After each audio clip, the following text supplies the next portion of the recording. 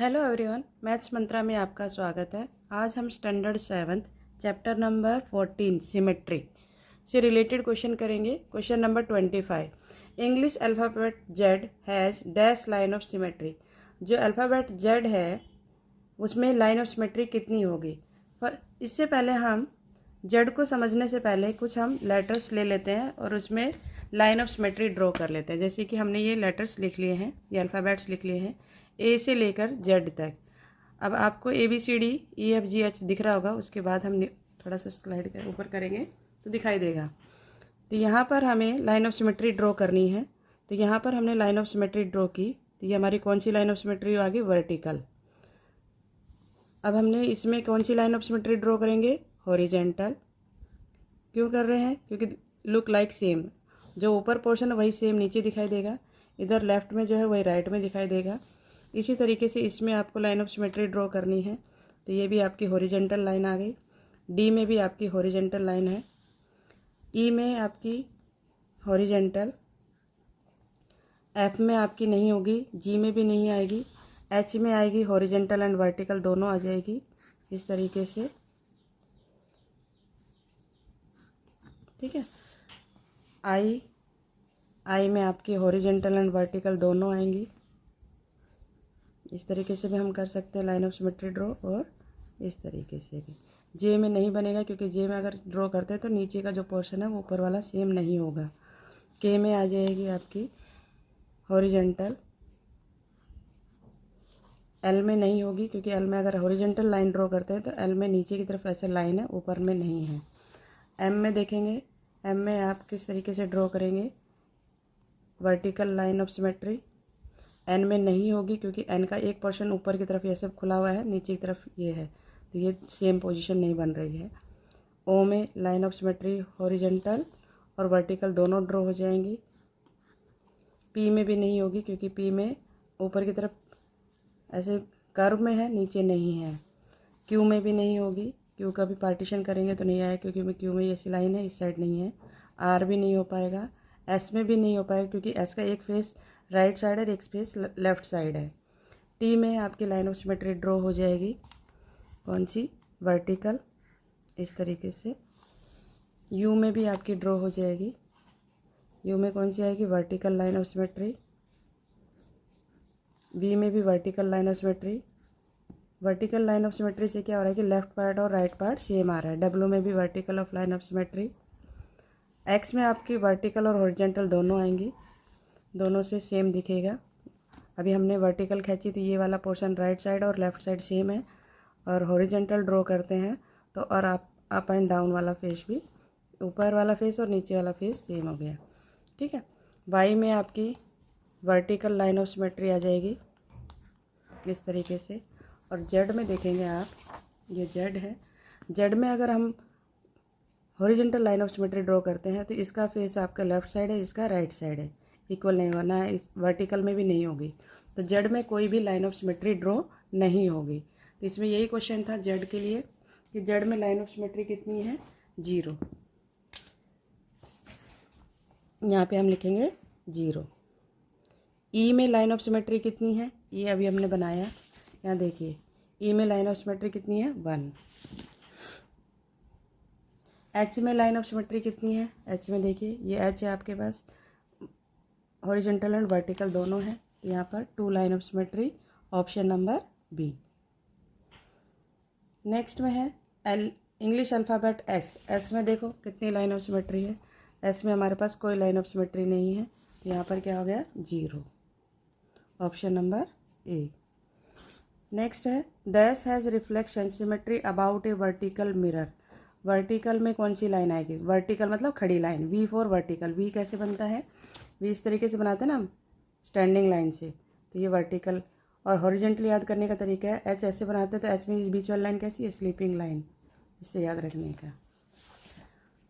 तो यहाँ पे वर्टिकल में कौन सा बनेगा आपका, इसमें से देखो कौन सा लेटर है, सी दिया हुआ है, डी दिया है और एम दिया है। एम में आपकी वर्टिकल है और डी में भी आपकी कैसी है, हॉरिजेंटल है। तो यहाँ पे कौन सी आ जाएगी, एम, लेटर एम। एम में हम कौन सी लाइन ड्रॉ करेंगे, vertical line of symmetry. Dash is reflection symmetry about horizontal mirror. Horizontal में स्लीपिंग लाइन। अब स्लीपिंग लाइन किस में बन रही है? डी में देखो, डी में स्लीपिंग लाइन बन रही है ना। ए में आपकी वर्टिकल है, टी में भी वर्टिकल है, और पी में तो है ही नहीं कोई लाइन ऑफ सिमेट्री। यहाँ पे ऑप्शन नंबर अल्फ़ाबेट कौन सा होगा? D, option number A. Next question है क्वेश्चन नंबर 31 में dash reflection symmetry about both horizontal and vertical. दोनों होना चाहिए, हॉरिजेंटल भी और वर्टिकल भी। ऐसा लेटर कौन सा है? तो ऐसा लेटर हम इसमें देखेंगे, हमारे पास एच है ना, एच है। यू में आपके पास कैसी है? वर्टिकल है। और ई में आपके पास हॉरिजेंटल है, ए में वर्टिकल है। तो दोनों होने चाहिए, हॉरिजेंटल एंड वर्टिकल। वो कौन सा लेटर है आपका? एच। तो ऑप्शन नंबर ए और लेटर है H. Write letters of English alphabet which have vertical reflection of symmetry. Vertical lines जिस भी अल्फ़ाबेट्स में आई है वो हमें लिखने हैं। वर्टिकल लाइन्स कौन कौन से लेटर में आई है? ए में और एच में, आई में, एम में, ओ में, T, U, V, W, X, Y. ये जो लेटर्स आए हैं इनमें सब में वर्टिकल लाइंस ऑफ सिमेट्री है। क्या लिखेंगे? ए, कॉमा लगाए, H, I, M, O, T, U, V, W, X and Y. ठीक है। Write letter of the English alphabet which have horizontal reflection of symmetry. Horizontal कौन सी होती है? जो स्लीपिंग लाइन होती है। हॉरिजेंटल में देखो बी, सी, डी, ई, एच, आई और ओ, उसके बाद हमारे पास एक्स। यहाँ पे लिखेंगे हम बी, सी, डी, ई, एच, आई, के, ओ एंड एक्स। क्लियर? अब नेक्स्ट क्वेश्चन है 34। 34 में write letters of English alphabet which have both, दोनों, बोथ मीन्स दोनों, horizontal and vertical reflection symmetry. दोनों होना चाहिए। वो कौन कौन से लेटर्स हैं वो हमने यहाँ पर ड्रॉ किए हुए हैं। देखो, एच में दोनों हैं हॉरिजेंटल एंड वर्टिकल, आई में भी दोनों हैं, और ओ में, और हमारे पास एक्स में। ठीक है, ये लेटर्स हैं H, I, O and X. Clear? Next question है rotational symmetry. Rotational symmetry means rotation करना। डिफाइन सेंटर ऑफ रोटेशन, जो सेंटर से रोटेशन करेगा, फॉर ए फिगर और object that has rotational symmetry, the fix point around which the rotation occur is called the centre of rotation. जो centre point ले लेंगे हम और उससे हम उसको रोटेट करेंगे तो उसको हम बोलेंगे रोटेशन ऑफ सेंटर।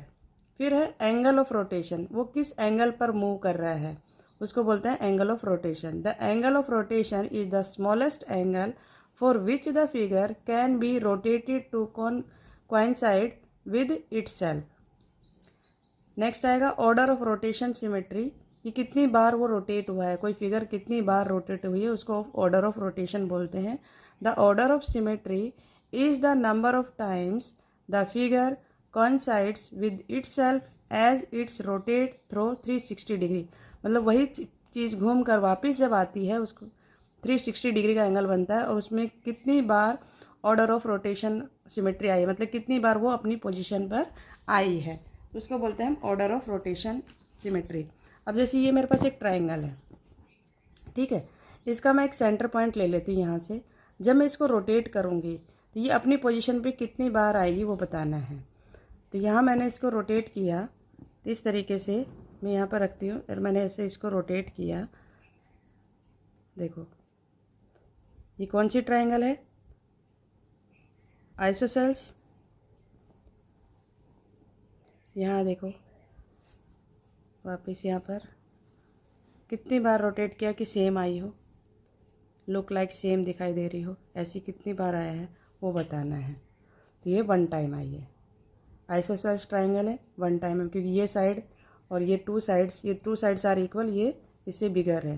तो आइसोसेल्स ट्राइंगल में एक one time rotation of symmetry होगी। तो इस तरीके से इसने जितनी बार रोटेट किया उसने अपनी एक्चुअल पोजीशन जो ली वो यहाँ पर ही ली, तो उसमें order of rotation of symmetry कितना हो गया, वन।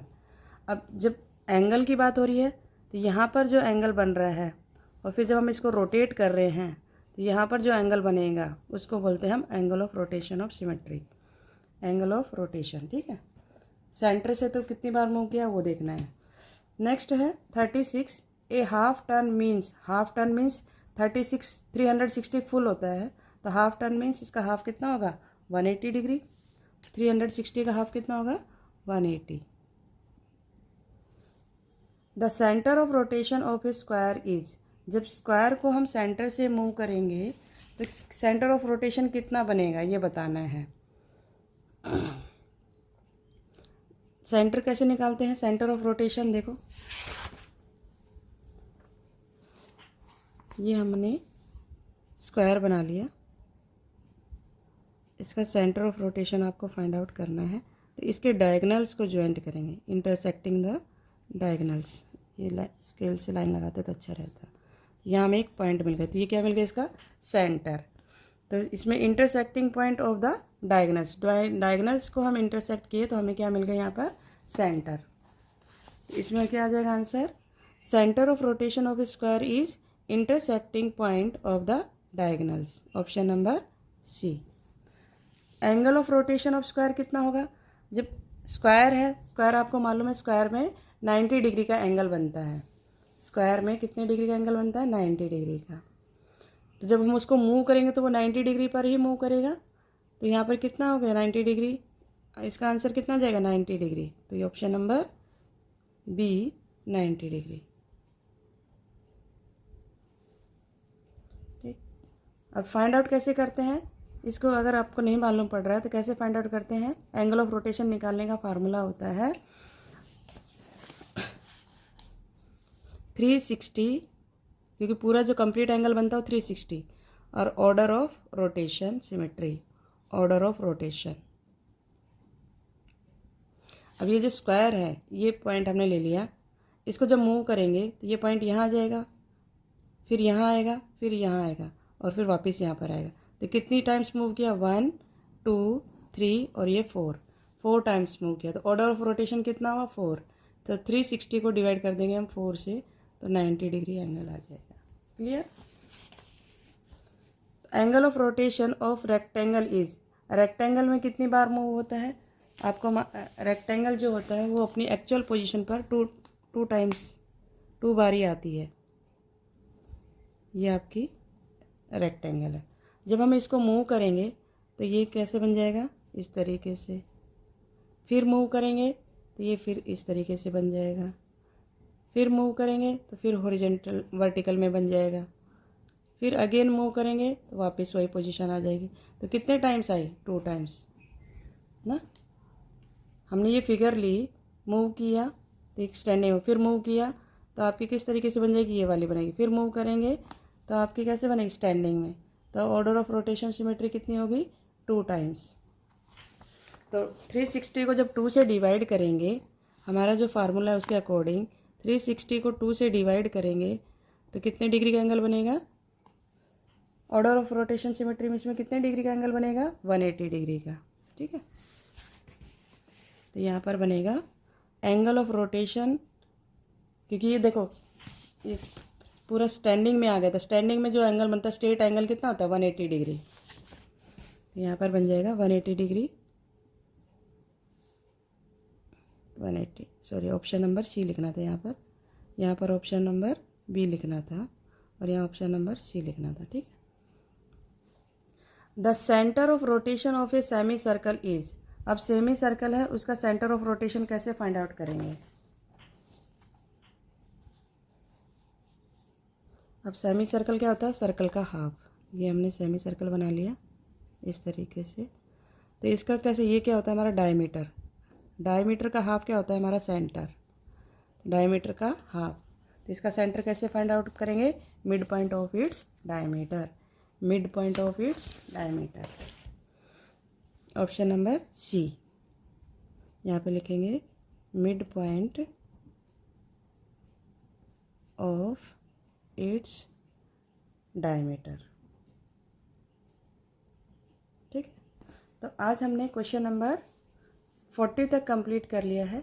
नेक्स्ट क्वेश्चन हम नेक्स्ट वीडियो में देखेंगे। अगर आपको वीडियो अच्छी लगी हो तो लाइक, शेयर एंड सब्सक्राइब करना ना भूलें। Thank you.